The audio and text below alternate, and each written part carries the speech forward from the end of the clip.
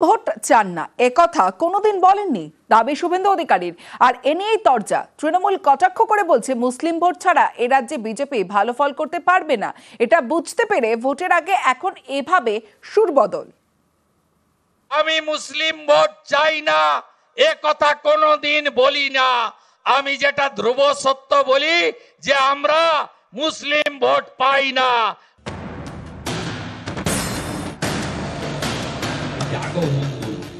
শুভেন্দু অধিকারী এই দাবি করলেও এর আগে নানা সময়ে শুভেন্দুর মুখে শোনা গিয়েছে নানা কথা।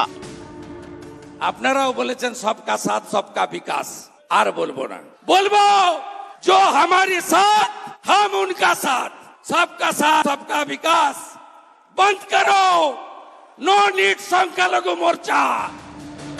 এখানেই শেষ নয়, রীতিমতো হুমকির সুরও শোনা গিয়েছে।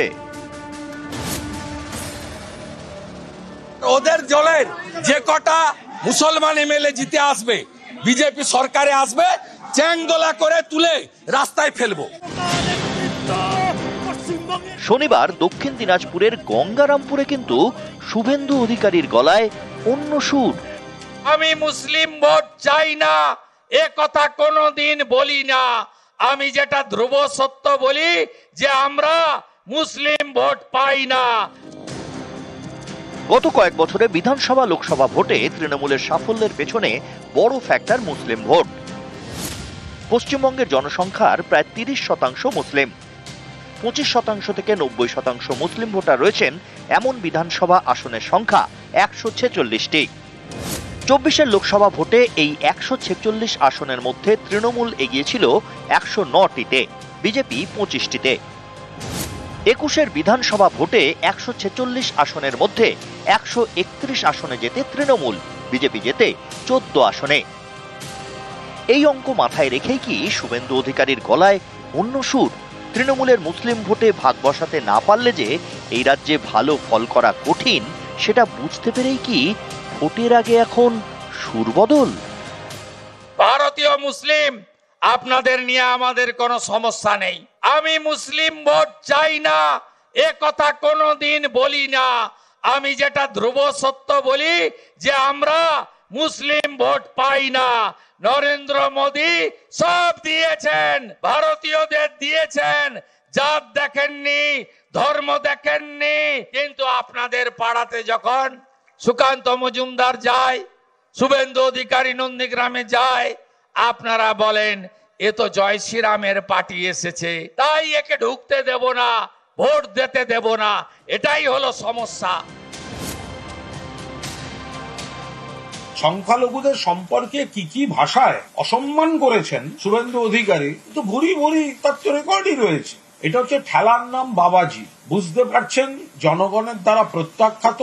আর 2 নম্বর বুঝতে পেরেছেন যে এই যে ধর্মের নামে বিভেদের যে প্ররোচনামূলক বিবৃতিগুলো উনি দিয়ে পার পেয়ে যেতেন, রক্ষা কবচ আজ নেই। এখন সব স্টেটমেন্টে একটু পরিবর্তন পাওয়া যাবে, নরম নরম। আমি মুসলিম ভোট চাই না এ কথা কোনোদিন বলি না। নিউজ 18 বাংলা। ভোট পাই না। পশ্চিমবঙ্গে গেরুয়া ফতোয়া, এই কথাটা কেন বলছি ছবিটা দেখাবো আপনাদের। দেখুন, বিজেপি কর্মী সমর্থকরা বাজারে ঘুরে নির্দেশ দিচ্ছেন যে ছট পুজো আছে, মাছ মাংসের দোকান বন্ধ করতে হবে। মাছ মাংসের দোকান বন্ধ করার নির্দেশ। 26 ও 27 অক্টোবর দোকান বন্ধ রাখতে ফতোয়া। সরাসরি চলে যাবো, আমার সঙ্গে অর্পণ রয়েছে, অর্পণের সঙ্গে কথা বলবো। অর্পণ, আমরা যে ছবি দেখতে পাচ্ছি এ তো রীতিমতো গেরুয়া ফতোয়া বলাই চলে। তার কারণ হচ্ছে গিয়ে বিভিন্ন দোকানে গিয়ে বলা হচ্ছে মাছ মাংসের দোকান বন্ধের যে নির্দেশ দেওয়া হচ্ছে। কি অভিযোগ, কি জানা যাচ্ছে?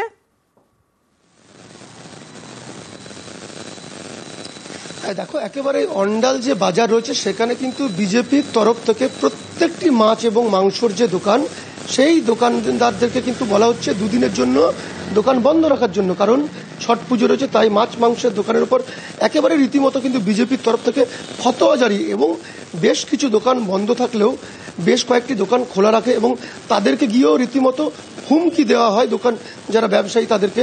এমনই অভিযোগ, কারণ যারা মাছ মাংস ব্যবসায়ী রয়েছে তারা কিন্তু বিপাকে পড়ছেন। কারণ 2 দিন ধরে যদি দোকান বন্ধ থাকে তাহলে তারা কি করবে ভেবে উঠে পাচ্ছেন না। অবশেষে কিন্তু প্রশাসনের দ্বারস্থ হয়। অন্যদিকে কিন্তু এই যে অভিযোগ করছে যে সমস্ত দোকানদাররা রয়েছে অর্থাৎ মাছ মাংস ব্যবসায়ীরা, তাদেরকে রীতিমতো কিন্তু দোকানে গিয়ে যারা দোকান খুলেছে খোলা রেখেছে তাদেরকে রীতিমতো হুমকি দেওয়া হয়, এমনই কিন্তু অভিযোগ করছে। কারণ সেখানকার যারা ব্যবসায়ীরা রয়েছে তাদেরকে বলা হচ্ছে বিজেপির তরফ থেকে মাছ এবং মাংসর দোকান যাতে করে বন্ধ রাখা হয় এই দুদিন।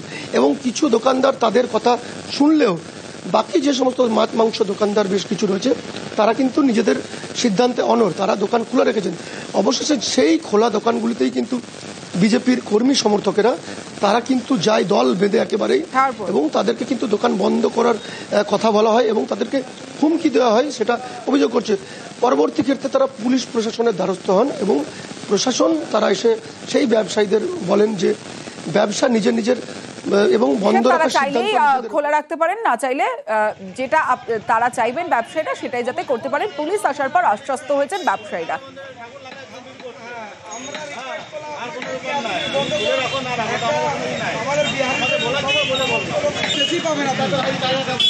আপনি টাকা বেশি পাবেন, আপনি বলছেন বিজেপি কিছু ছেলে এসে বলছে ছট পুজোর জন্য দোকানটা বন্ধ রাখতে হবে। আমি ওদেরকে বললাম ছট পুজো যারা জিনিস কিনবে তারা ফল দোকানে কিনবে, মাংস দোকান নিশ্চয় কিনবে না। তত এই মাংস দোকানের সঙ্গে ছট পুজো কি সঙ্গে আছে? ওরা বলছে না সব মাংস দোকান বন্ধ আছে, আপনাকে রোডের উপরে দোকান ব্যবসা করছেন, আপনাকে বন্ধ রাখতে হবে।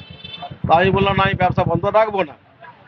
তো ওরা ধমকি বলুন যে থ্রেট বলুন একটা দিয়ে গেল যে কালকে খুলে রাখবেন দেখবো। এটা জবরদস্তি দোকান বন্ধ করা বা ইয়ে করার জন্য আমরা নেই।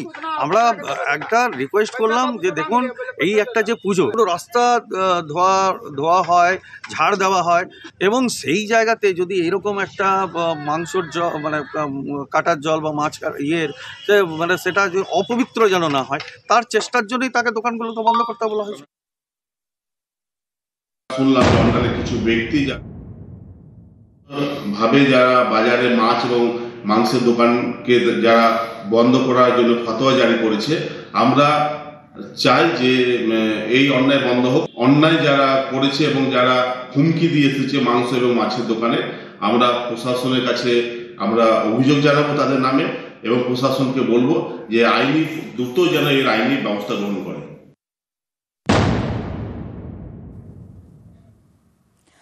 বালি মাফিয়াদের হাতে খুন বৃদ্ধ, ভাইকে বাঁচাতে গিয়ে খুন দাদা। কান্দি থানা এলাকার দক্ষিণ পাড়ার ঘটনা। এক বস্তা বালি তুলতে গেলে চড়াও বৃদ্ধের ভাইকে বেধড়ক মারধর, বাঁচাতে গেলে বৃদ্ধকেও বেদম মার। ঘটনাস্থলেই মৃত্যু গোলাম শেখের।